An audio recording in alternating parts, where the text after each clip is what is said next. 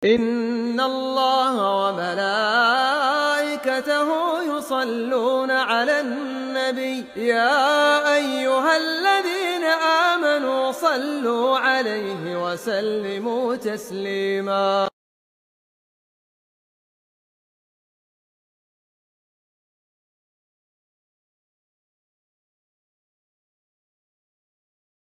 Diriwayatkan dari Ubadah ibnu Samit radhiyallahu anhu, dia berkata, da'ana Rasulullah sallallahu alaihi wasallam fabaya'nah. Suatu hari Rasulullah sallallahu alaihi wasallam memanggil kita, dan kemudian kita pun membaiat Rasul sallallahu alaihi wasallam. Fakana fima akhadha alaina, dan termasuk di antara janji-janji, antara ikrar-ikrar yang Rasul sallallahu alaihi wasallam ambil dari kita adalah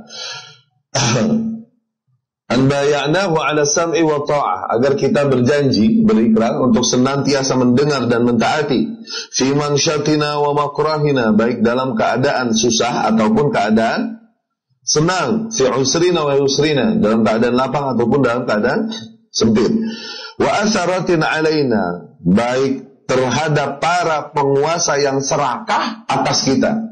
Dan kita pun berjanji untuk selalu mendengar dan mentaati asarah alaina. Asarah tadi telah kita jelaskan. Asarah adalah para penguasa yang hanya mau mengambil hak-haknya saja, namun tak mau mengerjakan kewajibannya.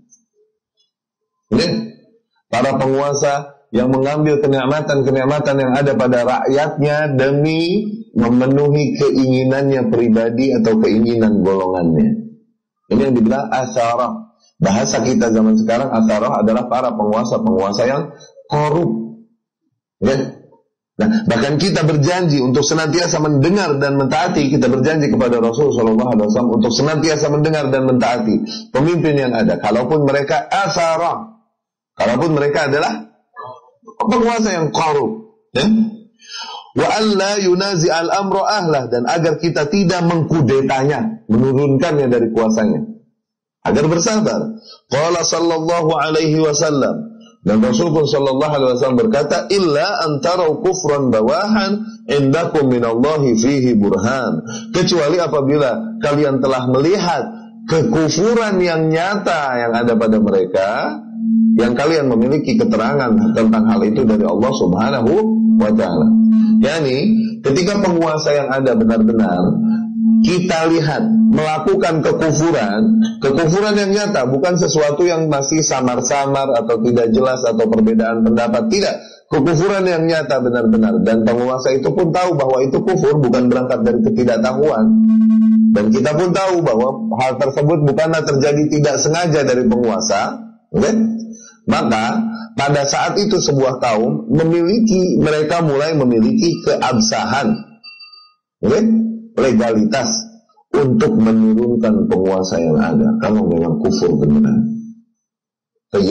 Tapi tentunya dengan melihat syarat-syarat lain yang juga harus dipenuhi apabila sebuah kaum mau bergerak menjatuhkan penguasa yang ada. Karena apa?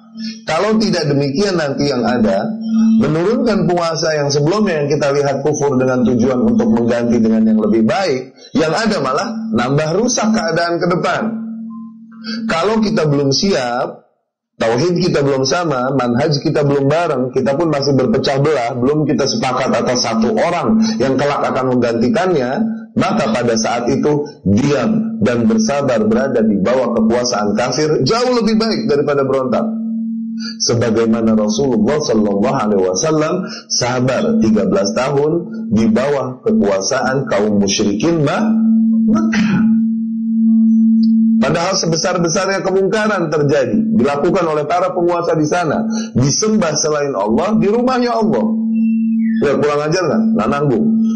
Disembah selain Allah di rumahnya Allah, di Ka'bah. Ya, demikianlah yang terjadi. Tadi telah kita jelaskan. Apabila kita mau memahami kondisi Syria sebenarnya, oke? Kalaupun memang penguasa tersebut telah kafir, kita yakini Bashar kafir. Namun tidak juga kekafirannya ini kemudian langsung menjadi keabsahan bagi rakyatnya untuk boleh berontak, menjatuhkannya. Karena apa? Belum adanya kesiapan dari rakyatnya. Tauhid mereka juga belum beres rakyatnya ini.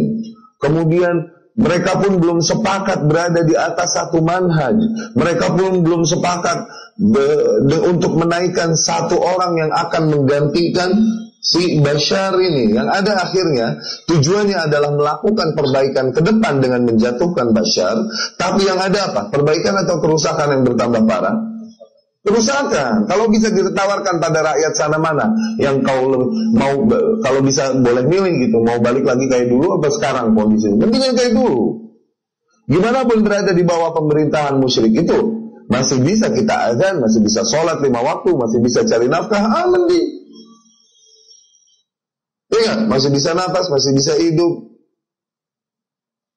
Sekarang mau keluar rumah aja ngeri peluru nyasar. Karena apa? Banyaknya kelompok-kelompok yang bertikai di sana memperebutkan tanah itu. Ya kan?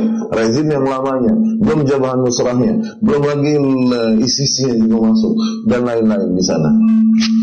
Ya, akhirnya kerusakan jadi lebih besar. Awas, kalau kita sekali lagi kalau kita membaca bolehnya berontak kepada penguasa apabila telah nyata kekufuran pada mereka, bukan maknanya instan langsung boleh. Oke? Sebagaimana nas-nas yang datang dari Allah dan Rasulnya, tidaklah selalu kita memahaminya dengan instan dan dipraktekkan secara zahir. Oke?